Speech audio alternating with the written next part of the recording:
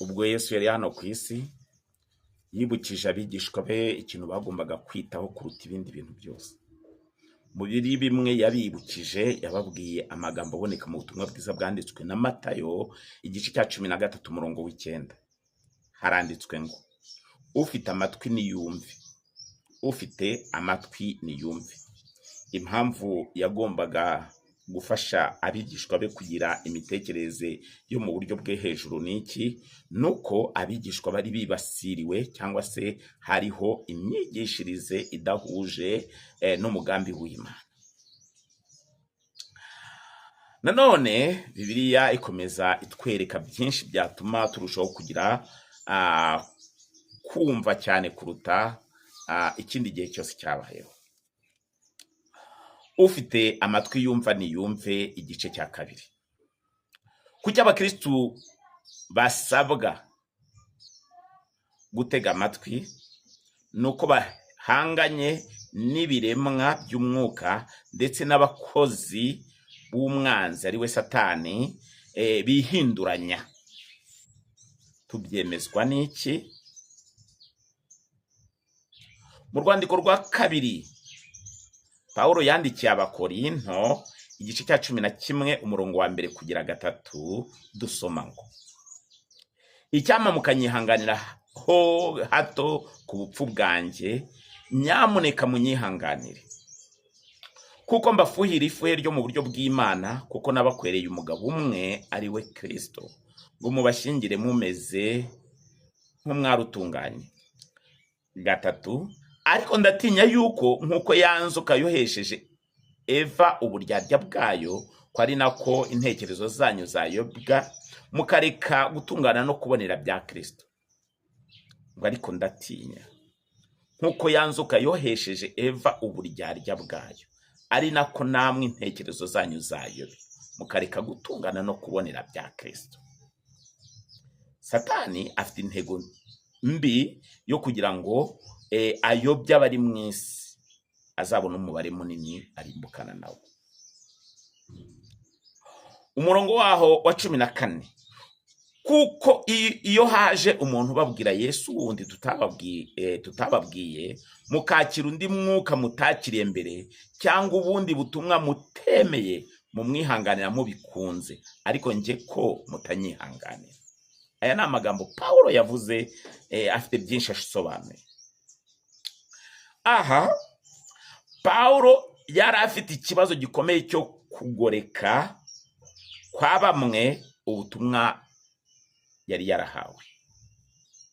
N'abahanuzi b'ibinyoma bagorekaga ijambo ry'Imana. Natwe muri iki gihe cyacu dufite imiburo myinshi twagiye duhabwa n'umwami wacu Yesu Kristo, ariko ntago twafashe umwanya wo kumva ngo twumvire. Dore imwe mu miburo yatanzwe. Ubutumwa bwiza bwanditswe na Matayo igice cyaho cya 24 umurongo wa 3 dusoma ngo yicaye ku musozi Elayon, abigishwa be baza aho ari biherereye, baramubaza bati tubwire ibyo bizaba ryari, n'ikimenyetso cyo kuhaba kwawe n'icy'imperuka y'isi ni ikihe? Yesu arabasubiza ati mwirinde hatagira umuntu ubayobya. Mwirinde hatagira umuntu ubayobya. Kimwe na Paulo wari ufite imitekerereze yo kubona abantu bari bafite imitima itaryarya bashaka kwakira ubutumwa bwiza bahawe, no muri iki gihe cyacu Yesu yongeye kutwibutsa ngo twirinde binyuriye mu ijambo rye. Twirinde hatagira umuntu utuyobye. Mucyo twagombaga kwirinda gishingiye mu butumwa bwiza bwanditswe na Matayo igice cyaho cya 11 ndetse n'umurongo wa 24 dusoma ngo n'abahanuzi benshi b'ibinyoma bazaduka bayobye benshi. N'abahanuzi benshi b'ibinyoma bazaduka bayobye benshi. 24 Kuko abiyita Kristo n'abahanuzi b'ibinyoma bazaduka bakora ibimenyetso bikomeye, kugira ngo ibimenyetso n'ibitangaza, kugira ngo babone uko bayobya n'intore niba bishoboka. bayobye n'abantu bafite umuhamagaro wo gukorera Imana bamara babishoboka. Bayobye n'abantu bafite umuhamagaro wo gukorera Imana bamaramaje. 25 dore mbibabwiye bitarahaba. Kuki Yesu yatanze uyu muburo? Yuko hariho abantu bagombaga kubahuza umudendezo wo gukomeza kuba abantu Imana yishimira. Nasigara nibaza nti nawe nimba nawe iki kibazo gifite, ese uhereye kera kose Uwiteka ko yakoreshaga abahanuzi bite muri iki gihe? Mbere ku Uwiteka yakoreshaga abahanuzi mu bihe bya kera, bimeze bite muri iki gihe? Mu Baheburayo igice cya mbere umurongo waho wa mbere kugera 2 dusoma ngo, Abaheburayo igice cyaho cya mbere umurongo waho wa mbere kugera 2, ngo kera Imana yavuganiye na basogokuruza mu kanwa k'abahanuzi mu bihe byinshi no mu buryo bwinshi. Naho muri iyi minsi y'imperuka yavuganye natwe mu kanwa k'umwana wayo, uwo yashyiriyeho kuba umuragwa wa byose, ari we yaremesheje isi.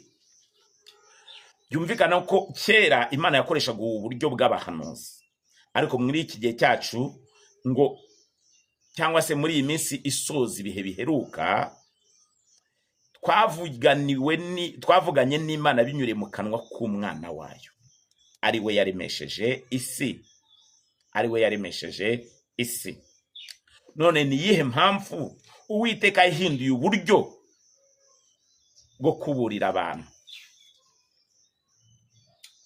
Kimwe n'abatambyi n'abahanuzi bo mu gihe cya Yeremiya, Uwiteka yababonyeho ibibi bishishana. Kimwe n'abahanuzi bo mu gihe cya Yeremiya, Uwiteka yabavumbuyeho ibibi bishishana. Turabisanga mu buhanuzi bwanditswe na Yeremiya. Yeremiya igice cya 23 kuva ku murongo waho w'9 dusoma ngo, iby'abahanuzi, umutima wanjye umenekeyemo amagufwa yanjye yose arajegera, meze nk'usinda, nk'umuntu wishwe na vino, bitewe n'Uwiteka n'amagambo ye yera. Kuko igihugu cyuzuye abasambanyi, umufumo hateye kuboroga, urwuri rwo mu butayu rurumye, imigenzereze yabo ni mibi, kandi imbaraga zabo si izo gukiranuka, kuko umuhanuzi n'umutambyi banduye. Niki cyateye Uwiteka gufata icyemezo cyo guhana cyangwa se cyo kwitandukanya n'ababita abo yakoreshaga babahanuzi? Umurongo wa 11 ukomeza ugira iti, nukuri mu nzu yanjye nabonyemo ibyo bakiranirwaho, niko Uwiteka avuga. Turi muri Yeremiya igice cya 23 tugeze ku murongo wa 12. Nicyo gituma inzira yabo izababera nk'ubunyereri mu mwijima, bazayisunikirwamo bagwe, kuko nzabateza ibyago mu mwaka bazagendererwamo, niko Uwiteka avuga. Nabonye ubupfapfa ku bahanuzi b'i Samariya, uko bahanuriraga mu izina rya Bali, bakayobya ubwoko bwanjye Isirayeli. No ku bahanuzi b'i Yerusalemu nababonyemo ibibi bishishana, barasambana, bagendera mu binyoma, kandi bakomeza amaboko y'inkozi z'ibibi, kugira ngo hatagira uva mu byaha bye. Bose bambereye nk'isodomu, n'abahatuye nk'igomora. Nicyo gituma Uwiteka Nyiringabo avuga iby'abahanuzi atya ati, dore ngiye kubagaburira ubworozi bwitwa opusinto, banyweshe amazi akarishye, kuko abahanuzi b'i Yerusalemu aribo baturutsweho kutubaha Imana, bigakwira igihugu cyose.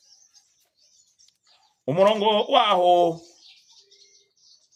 wa 21 ukomeza ugira uti, abo bahanuzi sinjye wabatumye, ariko barihuse, sinavuganye nabo, ariko barahanuye. Umuhanuzi ufite icyo yarose ntakirote, kandi n'ufite ijambo ryanjye arivuge ibinyakuri. Umurama uhuriye he n'ingano?